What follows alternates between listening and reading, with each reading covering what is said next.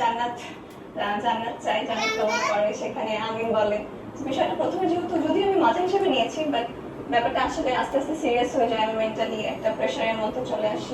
যখন এই গুজবটি রটলো, যখন এই গুজবটি দেখলেন, যখন সামাজিক যোগাযোগ মাধ্যমে গুজবটি চারিদিকে ছড়িয়ে পড়েছে, তখন আসলে আপনার অনুভূতিটা কেমন ছিল?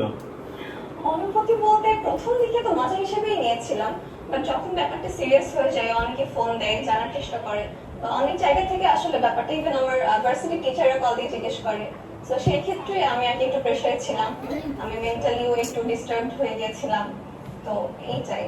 এই গুজবটি রটার পর পরিবারের কাছে অনেকে ফোন দিয়েছে, পরিবার আসলে বিষয়টাকে কিভাবে হ্যান্ডেল করেছে, আপনি তখন বিষয়টাকে কিভাবে হ্যান্ডেল করেছেন? আমার ফ্যামিলি শুরু থেকে আম্মু, সাপোর্টিভ ছিল। একটা কবিতা বলো তো। আমি হ্যাঁ? ফ্যামিলি থেকে ফুল সাপোর্ট পেয়েছি, বলো। সাপোর্ট করেছে, এই বিষয়টা আমার জন্য এই আস্তে তো ইজি ছিল। কিন্তু আত্মীয় আম্মু? স্বজন বা পাড়ার প্রতিবেশী আমার একটা কবিতা বলো।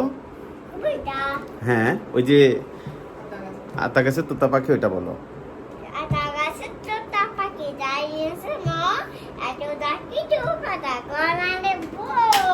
আরেকটা বলো তো।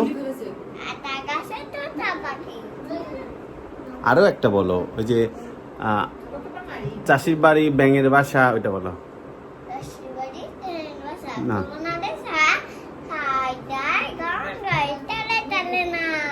আচ্ছা, আরেকটা বলো তো, জনি জনি ইয়েস পাপ্পাটা বলো তো।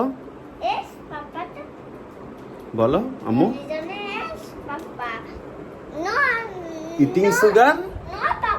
হ্যাঁ, ইটিং সুগার। বলো জনি জনি ইটিং সুগার।